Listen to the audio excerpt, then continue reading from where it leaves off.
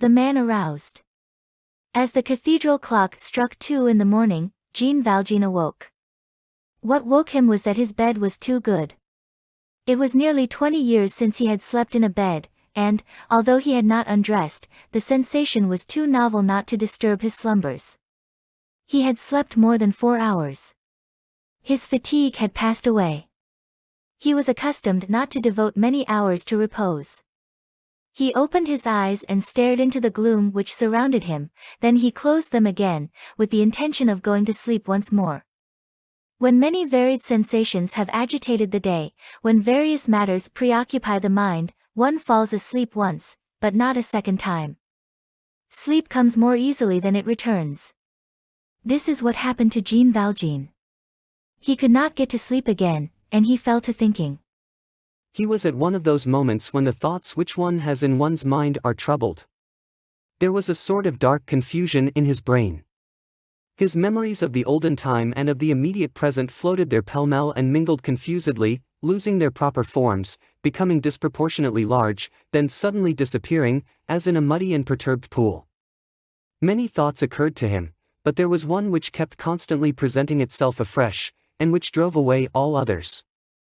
We will mention this thought at once. He had observed the 6 sets of silver forks and spoons and the ladle which Madame Magloire had placed on the table. Those 6 sets of silver haunted him. They were there, a few paces distant, just as he was traversing the adjoining room to reach the one in which he then was. The old servant woman had been in the act of placing them in a little cupboard near the head of the bed. He had taken careful note of this cupboard. On the right, as you entered from the dining room, they were solid, and old silver. From the ladle one could get at least 200 francs, double what he had earned in 19 years. It is true that he would have earned more if the administration had not robbed him. His mind wavered for a whole hour in fluctuations with which there was certainly mingled some struggle. 3 o'clock struck. He opened his eyes again, drew himself up abruptly into a sitting posture, stretched out his arm and felt of his knapsack, which he had thrown down on a corner of the alcove. Then he hung his legs over the edge of the bed, and placed his feet on the floor, and thus found himself, almost without knowing it, seated on his bed. He remained for a time thoughtfully in this attitude, which would have been suggestive of something sinister for anyone who had seen him thus in the dark, the only person awake in that house where all were sleeping. All of a sudden he stooped down, removed his shoes and placed them softly on the mat beside the bed. Then he resumed his thoughtful attitude, and became motionless once more. Throughout this hideous meditation, the thoughts which we have above indicated moved incessantly through his brain, entered, withdrew, re-entered, and in a manner oppressed him, and then he thought, also, without knowing why, and with the mechanical persistence of reverie, of a convict named Brevet, whom he had known in the galleys, and whose trousers had been upheld by a single suspender of knitted cotton. The checkered pattern of that suspender recurred incessantly to his mind. He remained in this situation, and would have so remained indefinitely, even until daybreak, had not the clock struck 1, the half or quarter hour. It seemed to him that that stroke said to him, "Come on." He rose to his feet, hesitated still another moment, and listened. All was quiet in the house. Then he walked straight ahead, with short steps, to the window, of which he caught a glimpse. The night was not very dark. There was a full moon, across which coursed large clouds driven by the wind. This created, outdoors, alternate shadow and gleams of light, eclipses, then bright openings of the clouds, and indoors a sort of twilight. This twilight, sufficient to enable a person to see his way, intermittent on account of the clouds, resembled the sort of livid light which falls through an air hole in a cellar, before which the passers-by come and go. On arriving at the window, Valjean examined it. It had no grating. It opened in the garden and was fastened, according to the fashion of the country, only by a small pin.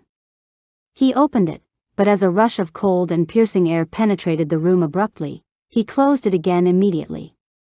He scrutinized the garden with that attentive gaze which studies rather than looks. The garden was enclosed by a tolerably low white wall, easy to climb. Far away, at the extremity, he perceived tops of trees, spaced at regular intervals, which indicated that the wall separated the garden from an avenue or lane planted with trees.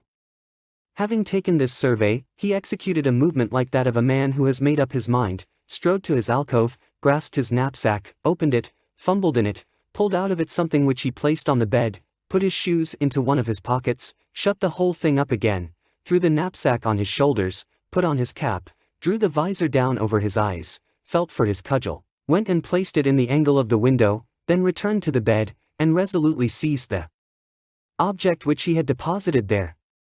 It resembled a short bar of iron, pointed like a pike at one end. It would have been difficult to distinguish in that darkness for what employment that bit of iron could have been designed. Perhaps it was a lever, possibly it was a club. In the daytime it would have been possible to recognize it as nothing more than a miner's candlestick.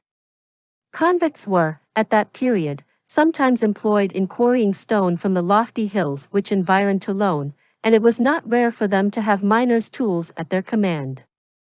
These miners' candlesticks are of massive iron, terminated at the lower extremity by a point, by means of which they are stuck into the rock. He took the candlestick in his right hand, holding his breath and trying to deaden the sound of his tread. He directed his steps to the door of the adjoining room, occupied by the bishop, as we already know. On arriving at this door, he found it ajar. The bishop had not closed it.